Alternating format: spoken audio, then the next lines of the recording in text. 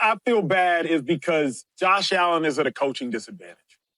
Like, I don't know if anybody's going to say it, but that's what it comes down to. He's at a coaching disadvantage. Yesterday, Josh Allen was not at a player disadvantage. Those rosters were roughly equal. Yesterday, Josh Allen was not at a talent disadvantage. Patrick Mahomes was not significantly greater than Josh Allen. Josh Allen was at a coaching disadvantage. Let me know if y'all have this, because I want to show y'all something.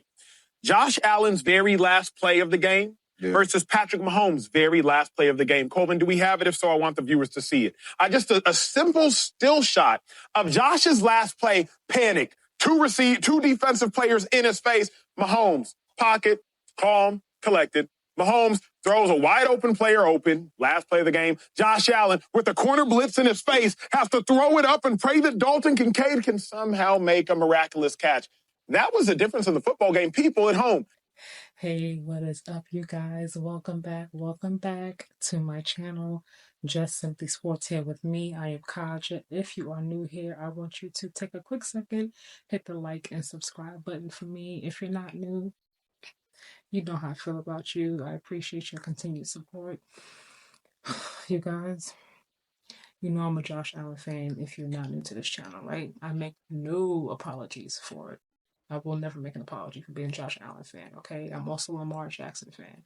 And just like I said last week when they lost to the Bills, I was like, oh man, here comes the narrative that Lamar can never get it done in the playoffs. He can only do this, he can't do that. And I knew whether Josh won or lost this game, I knew that it was going to come down. If he lost the game, it was going to be Josh, is it good enough? All these different things. So I'm actually surprised to see it. They feel bad for him.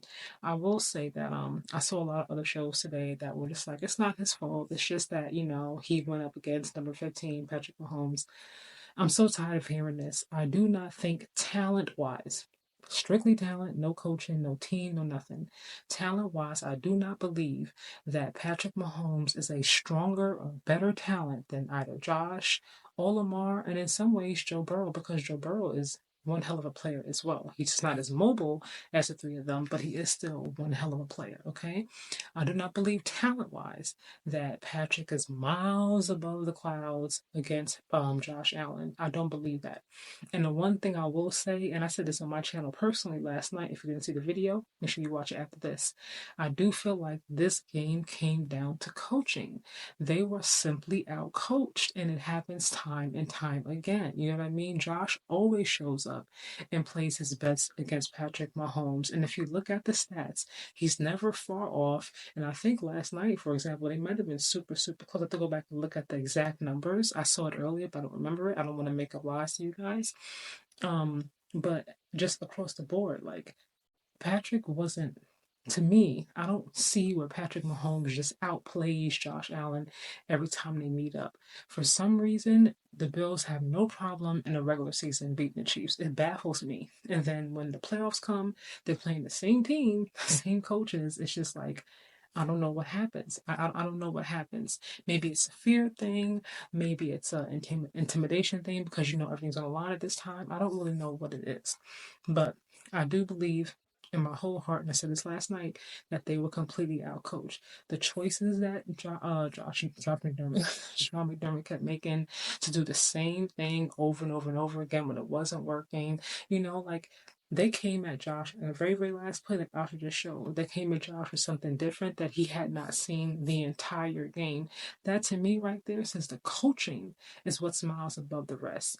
And I think we would have said halfway through the season that, for the most part of the season, that the Chiefs had the better roster. But if you look at how they played them in the regular season, no, not so much. If you look at how the Bills held their own against the Ravens, who everyone obviously says is a stronger talent roster wise, right? They came back, and they avenged, that 35-10 domination that took place, in the regular season. So I don't know if they have just what's called lesser talent, they have hungrier talent or what. But I do know that Josh is not lesser of lesser talent than Patrick Mahomes. Look at this score, 32-29, okay? There was some questionable calls in there, in my personal opinion.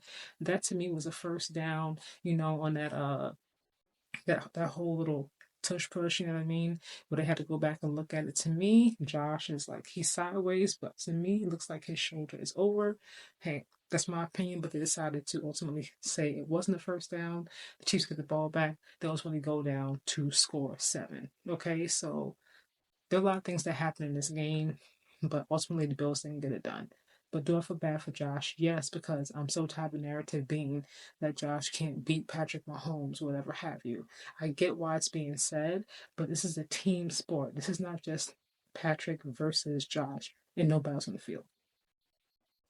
We're getting a little soft in here in the facility on Monday. I don't know how you can't. I remember sitting in the locker room like this after losing the NFC Championship games.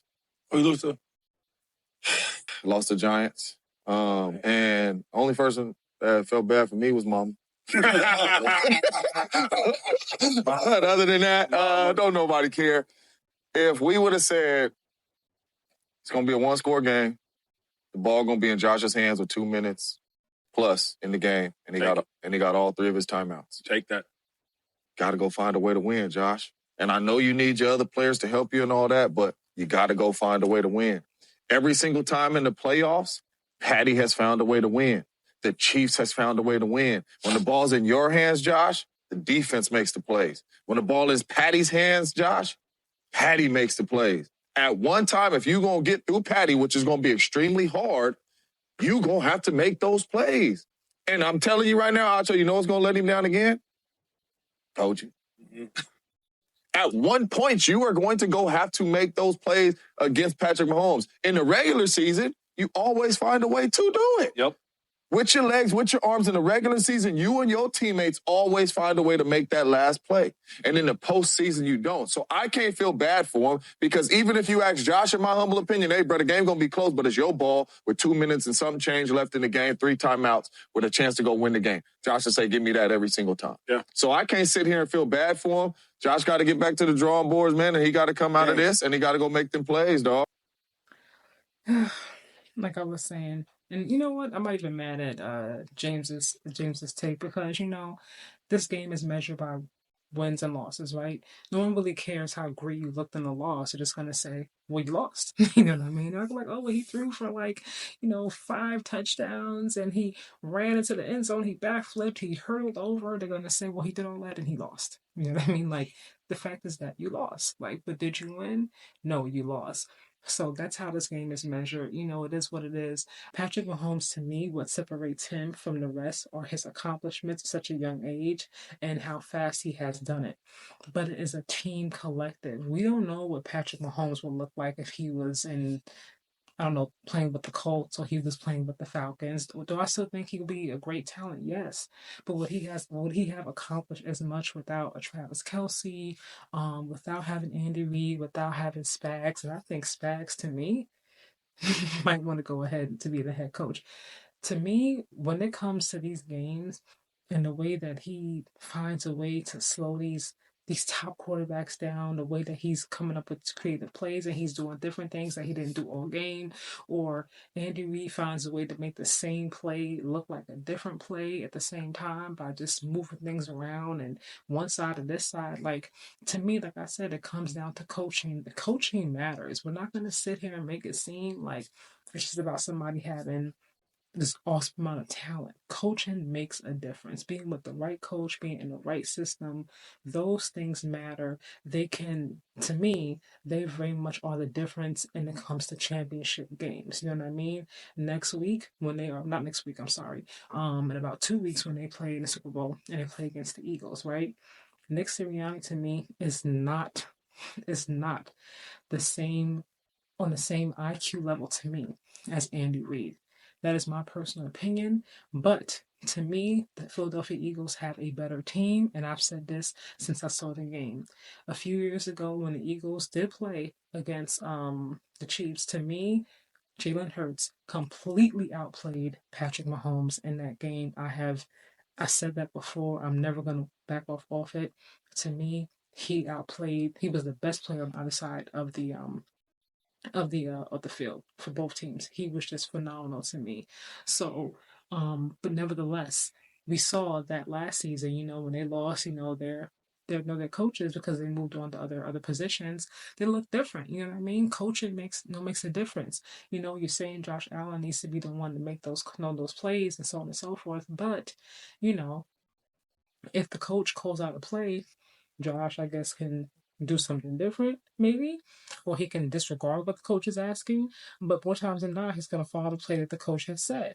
And I did see Sean McDermott in the post-game press conference when it comes to the little, I say bootleg version of the tush push. And he was like, we've been successful with that 97% of the season. It wasn't working. It wasn't working last night. If it's not, I don't really care what you did in the regular season. That's to me, again, coaching. It doesn't matter if it's worked before. You can clearly see that tonight it's not working. They were fully prepared, and they said more than one time they know that when that happens, Josh likes to go left. He does it every single time. So they were fully prepared for it. Again, out coached. If you saw that they were fully prepared for it, if you're going to continue to do it, then give some different variation of it. You know what I mean? Have Josh go to the right, have Josh go up, have Josh go under, have it go to Cook. You know what I mean? And go to Davis. I don't know. Figure out something if you want to really hone in on that play, but you can't keep doing it the same way because it's worked before in the regular season against a team who's trying to three-peat. They are trying to get back to the Super Bowl because they want to achieve that has never been accomplished before. You got to pull out all the bells, whistles, and tricks to beat them. And for me, I feel bad in moments like this for Josh and for Lamar. Now, I will say really quickly, I saw some comments that said, keep the same energy. You didn't feel bad for Lamar. Lamar did turn the ball over, and it did result into 7 points. That is a thing. They lost by 2, but those 7 points absolutely made a difference. And again, coaching. The choice to go for 2 when you did not need to, just get the point. You know what I mean? And then of course, the Mark Andrews, the ball's punched out. Again, that's an effort play to me. He just out hustled, my personal opinion. And then, we know what happened and when Mark, dropped the ball. But there were things that led up to it. You know what I mean? There are things that led up to it. I can't say it was all Lamar, but the difference, if we're just going by these last 2 games and nothing else that has happened prior, I can't put Lamar and Josh in the same place because Lamar, that turnover, the Lamar Hamlin, kind of tricked him and knocked it out, made him drop the ball. It still resulted in a touchdown on the field. Josh, and he fumbled the ball, but he recovered it every single time. So it didn't result in extra points for the Kansas City Chiefs. That did not happen. You know what I mean? So again, like I said, I personally still feel bad for both because I feel like they are both phenomenal talents. I love them both. But every time the playoffs come and they don't get it done, it's always this narrative of, oh, Patrick Mahomes is so great. Everybody else is down here, so to speak. No, no, no, no. I don't think Patrick is miles above the rest talent wise. I do believe he is miles above the rest because he is exceptionally talented, because he has the coach that he has, and Andy Reid and Spags, and because he has a team of everyone willing to do what needs to be done in whatever moment. You know what I mean? I don't know. It's a team sport, you guys, and team, it makes a difference in my personal opinion. What do you guys think, though? I look forward to reading your comments, and of course, I will see you in the next video.